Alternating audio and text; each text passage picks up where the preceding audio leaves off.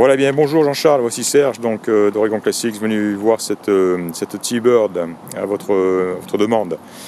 Alors voilà, je viens de rencontrer un monsieur très sympathique, un connaisseur. Comme je le disais, c'est quelqu'un qui travaillait localement ici sur Portland dans un petit magasin en pleine campagne spécialisé dans la vente de pièces de T-Bird. J'étais allé les voir il y a quelques années, il y a très longtemps de ça, et malheureusement ils ont fermé maintenant. Donc, voilà, donc il connaît un petit peu, il connaît pas mal d'ailleurs le modèle. Alors on va commencer vers l'avant, en allant vers l'arrière, puis je vais essayer de vous retranscrire ce qu'il m'a dit. Il m'a donné pas mal d'informations. Voilà, donc commençant par le compartiment moteur. Alors première chose, on voit ce petit bout de serviette sur le filtre à air.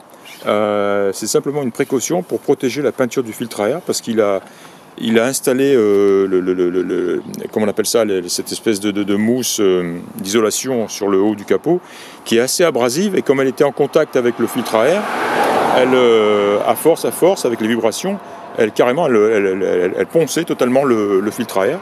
Donc il en a eu marre, et puis il a mis simplement ces petites serviettes intercalées pour protéger la peinture du filtre à air qui lui est très très beau, hein, on le voit ici. Voilà. Donc c'était voilà, c'est rien d'anormal, mais une petite attention, un petit détail qui permet de voir que le monsieur essaye autant que possible de préserver, protéger sa voiture. Voilà, donc un moteur. Alors je l'ai pas encore, j'ai pas encore conduit de la voiture, hein, ça c'est pas, on va le faire en suivant. Mais je voulais commencer ma vidéo voilà, fraîchement après donc toutes ces informations. Donc on le savait ça, il reste un travail effectué sur le chauffage et la climatisation.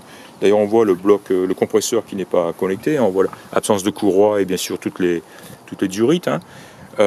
Et selon lui, le compresseur serait probablement à refaire, à reconstruire ou à remplacer, quoi, hein. Donc des travaux à envisager donc au niveau climatisation. Pareil au niveau chauffage, il est rentré dans des détails techniques qui m'ont un petit peu dépassé, mais il y aurait deux... Il est déconnecté ici, le compartiment moteur, et je pense la raison pour laquelle il a fait ça, c'est-à-dire qu'en fait on peut l'activer ici dans le compartiment moteur en rebranchant voilà, on le voit ici, quoi, en simplement reconnectant cette partie-là, et de manière à pouvoir rediriger l'air chaud dans la cabine. Et le problème, c'est que dans la cabine, le petit panneau d'instruments où on voit les petites manettes donc, qui permettent de régler la température, la quantité d'air chaud, etc. Et surtout la diffusion, à l'endroit où on veut envoyer cet air chaud, est défectueux. Et ça, il n'a pas la pièce de rechange. Voilà. Il regrette de ne pas l'avoir récupéré avant que la boîte ferme. Enfin voilà. La ventilation, c'est-à-dire oui, la ventilation fonctionne, hein, le blower, c'est ce qui permet de souffler l'air dans la cabine, ça fonctionne, mais voilà. Donc ce qui ne fonctionne pas finalement, c'est le contrôle, chauffage, climatisation, et donc cette partie-là est à revoir. Elle est équipée de vitres électriques. That's right. 6 vitres électriques, donc on a les deux derrière, les deux principales sur le côté et les petits déflecteurs. Les 4 premières fonctionnent, c'est-à-dire déflecteurs plus vitres latérales.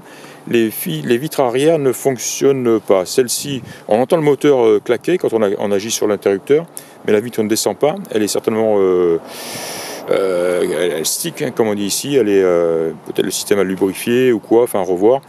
Et en revanche, l'autre côté là-bas, on n'entend rien du tout. Donc, et pourtant, il dit avoir remplacé les moteurs, mais le mécanisme, hein, est à revoir, peut-être simplement la lubrification des guides, des rails, hein, voilà, c'est tout, hein.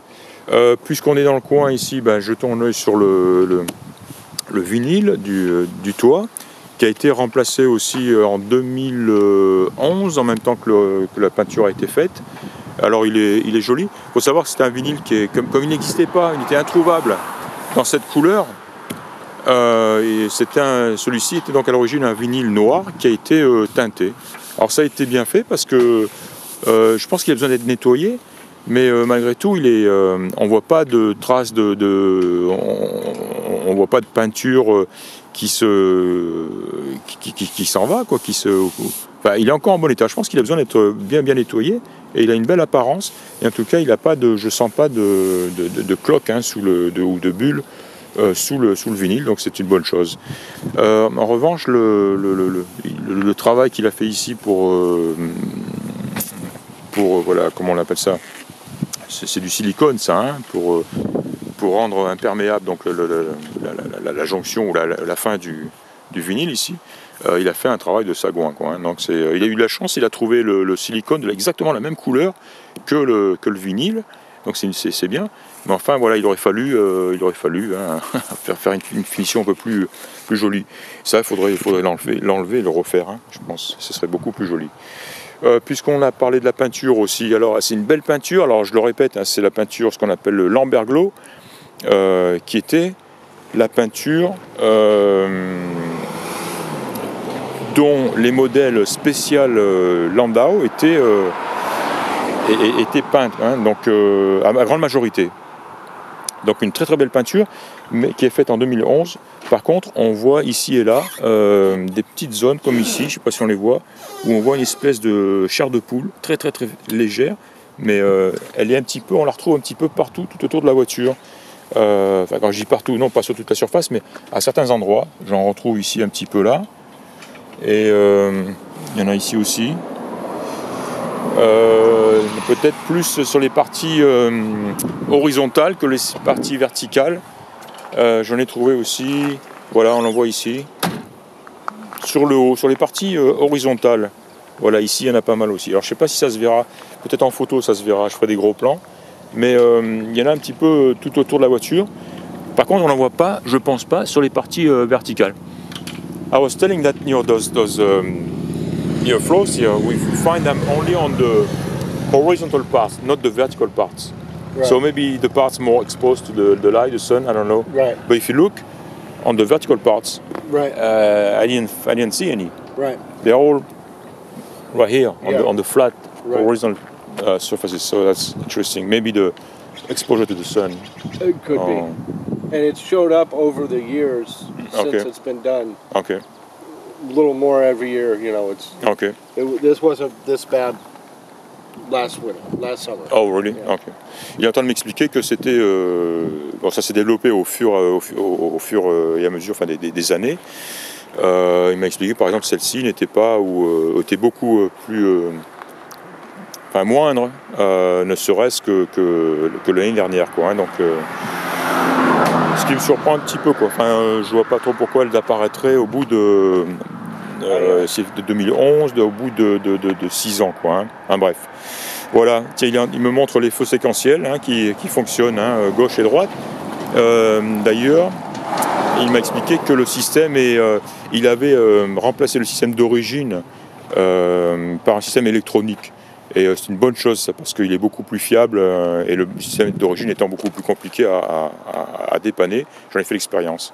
Et on voit aussi là-bas le petit clignotant sur le bout de l'aile, voilà, qui fonctionne aussi. Hein, je parle de celui-ci. Et donc on doit avoir le clignotant ici en bas qui fonctionne aussi. Voilà, c'est bien ça, hein, en bas. Voilà. Donc ouais, c'est un monsieur qui entretient bien sa voiture. Ce qui est dommage, c'est ce qui ne fonctionne pas. Alors surtout le chauffage finalement. Qu'est-ce qu'il m'a expliqué? Quand il a acheté la voiture aussi, il a refait tous les freins, mais complètement, quoi, hein, des disques à l'avant, le tambour. Le mètre-cylindre a été remanufacturé, reconstruit. Pardon, le booster, derrière le power booster, le mètre-cylindre lui avait été remplacé. Donc ça c'était, je ne vais pas dire c'est neuf, mais ça a été remplacé quand il a acheté la voiture. Donc, hein. Que dire d'autre? Les pneus aussi sont relativement récents, la roue de secours est neuve. These are painted body color because of the special Landau. Otherwise, on normal Thunderbirds with the spinner hubcaps, they would be painted black in those stripes. Ah, ok. Voilà, il me montre que voilà, cette partie-là est peinte aussi de la même couleur que la voiture, en berglo donc, et ça aussi c'était une particularité du modèle Special Landau. So, voilà, intéressant. Jolie voiture, hein. Ouais, on va regarder un petit peu l'intérieur maintenant. Alors, on va passer par le plafond. Alors ça aussi, le ciel de toit il l'a remplacé. Alors ça c'est bien fait par contre, il est très joli, très joli. Et il est surtout dans la matière hein, d'origine, quoi, hein, enfin, ou pas d'origine, mais similaire, quoi, exactement la même que celle d'origine. Idem pour la sellerie, il a fait refaire. Il a changé la mousse des sièges de devant et ça n'a pas été nécessaire pour ceux de derrière. D'ailleurs, on voit ils sont bien formés, bien pleins, bien remplis. Et voilà, il est très joli. La moquette, alors il faut savoir que cette moquette-là est d'origine. C'est assez impressionnant parce qu'elle est vraiment très belle, très belle, à l'avant, à l'arrière. Il a normalement des tapis hein, de protection. Il les a conservés sur le côté passager pour vous montrer justement qu'elle est équipée de tapis, mais aussi que vous puissiez voir la qualité de la moquette. Elle est vraiment très belle. Et cette matière aussi, il m'a expliqué qu'elle était maintenant introuvable. On peut trouver des moquettes de remplacement. Elles n'ont pas la même structure, comment on dit, j'oublie le nom. C'est pas la même, quoi. Hein. Celle-ci est très belle. Les seuils sont beaux, les seuils d'entrée de port sont très beaux. Voilà. Le tableau de bord aussi, lui, est joli. Alors, on voit que c'est malgré tout, c'est d'origine, hein, tout ça. C'est tout en étant toujours joli. Voilà, hein, par exemple ici, on voit que c'est pas neuf. Elle aurait peut-être besoin aussi d'un bon coup de nettoyage en profondeur, quoi. Il y a pas mal de choses qui reviendraient bien. Le volant qui se déplace donc vers la droite, hein, quand on est en position parking. Voilà, donc là voici ici en position droite. Toujours impressionnant. Voilà, les compteurs fonctionnent, pression d'huile, essence, température d'eau et la batterie, donc tout ceci fonctionne. Essuie-glace, j'ai pas vérifié, il faudra qu'on le fasse. La montre, je vois que la montre fonctionne. Et voilà, l'autoradio semble récent, donc il doit fonctionner. Les vitres, on en a parlé. Klaxon, il faudra que je vérifie. Voilà, donc un bel intérieur. Ah oui, les panneaux de porte, il dispose aussi de panneaux de porte neufs. Et quand je dis panneau de porte, c'est la partie beige qu'on voit sur les panneaux de porte. En sachant donc qu'il faudra, si quelqu'un les installe, récupérer sur les portes actuelles, bien sûr, la partie supérieure, hein, le chromé et la partie en imitation bois, et donc la reporter sur les panneaux de porte neufs. Et ces panneaux de porte neufs sont de couleur noire parce que justement, eh ben voilà, là aussi, sont une couleur de panneau de porte qui ne se fait plus, qu'on ne trouve plus. Donc il faudra les teinter avant de réinstaller le reste des panneaux de porte et réinstaller le tout sur la porte. Voilà, des petites subtilités particulières au modèle spécifique particulier de la Special Lando. Et on voit là-bas qu'elle est, numérotée. Hein, voilà. And the name of the original owner. Oh, is the name on it? Yeah. And donc il y a le nom du propriétaire d'origine gravé sur la petite plaque d'identification numérotée. C'est marrant. Voilà. Que dire de plus? Je vais en prendre des photos. Alors tout ce qui est joint, c'est joli. Hein. La plupart ont été remplacés aussi. Donc les joints d'étanchéité sont en très bon état. Voilà, le besoin de remplacer ce panneau, il s'explique par ça justement, ce qui est assez courant. Hein. Voilà, donc un joint fourni. Il a, au niveau des pièces fournies, elles sont dans le coffre aussi. Bon, il est dans ce carton-là, on appelle ça le heater core, c'est le radiateur de chauffage finalement, hein, qui se place à l'intérieur de la voiture sous le tableau de bord. Thank you. There you go. Voilà, je parlais de ça. Donc tout neuf, à installer bien sûr. Et en plus de ça, il y a des joints supplémentaires, on en parlait, hein, d'isolation. Voilà, donc ils vont sur les vitres. J'ai oublié ce que je voulais faire. J'ai oublié le nom. Joint d'étanchéité, tout simplement. Voilà. Alors on a ici le title. Is that the original owner? Original owner for the car. Nice.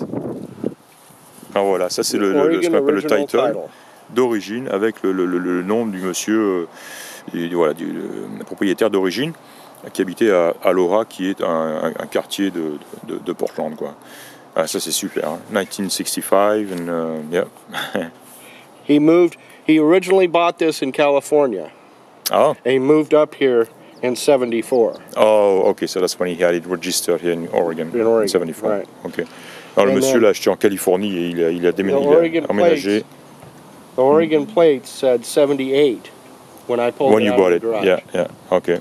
And if he's going to buy this and transfer it over there, the plates aren't going to go with it. They're not? I'm going to keep the plates. Okay. Because the plates I can transfer on to my next car. Right. Mm-hmm. And plates, they're good original 65 plates. I'm planning on buying a Mustang. Ah 64.5 Mustang. Yep. Ok, il est en train de m'expliquer que c'est un petit peu dommage, les plaques d'immatriculation, s'il vendait la voiture, il garderait les plaques parce qu'elles sont d'origine de 1965 et il pourrait les transférer sur une voiture.